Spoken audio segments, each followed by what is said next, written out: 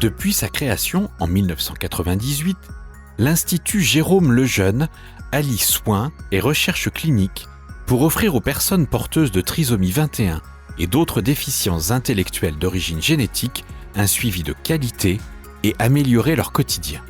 Lancée au printemps 2021, l'étude clinique GEO-DS 21 s'intéresse aux pathologies associées à la trisomie 21. Aujourd'hui, Thomas a rendez-vous à l'Institut Jérôme Lejeune pour sa visite d'inclusion dans l'étude. Les personnes porteuses de trisomie 21 sont plus souvent atteintes de pathologies en lien avec des déséquilibres hormonaux ou métaboliques.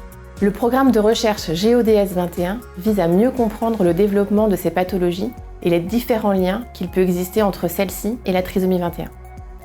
Notre objectif final est de pouvoir mieux comprendre et donc mieux traiter, voire de prévenir l'apparition de ces maladies et ainsi d'améliorer la qualité de vie des personnes porteuses de trisomie 21. L'étude clinique GEO-DS 21 est menée dans le cadre d'un programme de recherche européen avec 12 autres partenaires de recherche et associations de patients. Il bénéficie d'un financement au titre du programme Horizon 2020 de l'Union européenne pour la recherche et l'innovation. Pour cette étude, nous collaborons avec 2 autres centres, l'un en Angleterre et l'autre en Espagne. À son arrivée, Thomas est pris en charge par Alicia, infirmière technicienne de recherche clinique qui le conduit en salle de prélèvement pour une prise de sang, un prélèvement de cheveux et un prélèvement de salive.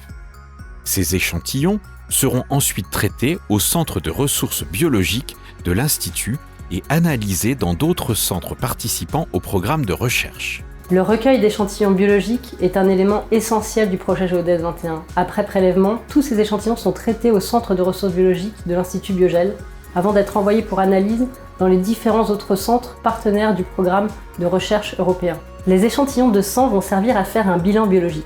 La salive pour analyser le microbiote qui représente l'écosystème digestif de notre corps. Cela va également permettre la collecte des niveaux de cortisol, hormone régulatrice qui permet l'équilibre physiologique de notre organisme. Les niveaux de glycémie ou d'insuline pour contrôler les déséquilibres du métabolisme. D'autres analyses plus spécifiques seront également réalisées. Une fois ces prélèvements effectués, Thomas a rendez-vous avec un neuropsychologue qui lui posera un certain nombre de questions pour mieux comprendre son mode de vie. Les accompagnants participent eux aussi à cet entretien en répondant à certaines questions.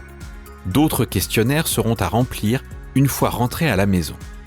Enfin, Thomas termine la matinée en rencontrant le docteur Jans Delahaye, médecin coordinateur du projet GEO-DS 21, qui le reçoit en consultation. Le rendez-vous dure 1 heure, c'est l'occasion d'un entretien approfondi et d'un examen médical poussé. Est-ce que vous pensez que c'est important de participer à la recherche ? Toujours. Je suis contente. Une honte.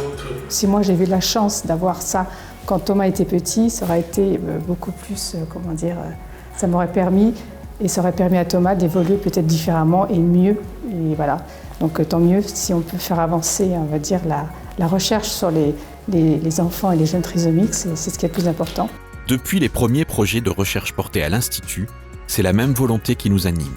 Améliorer l'autonomie et le développement des personnes porteuses de déficiences intellectuelles. C'est dans cette dynamique que s'inscrit l'étude GEO-DS 21.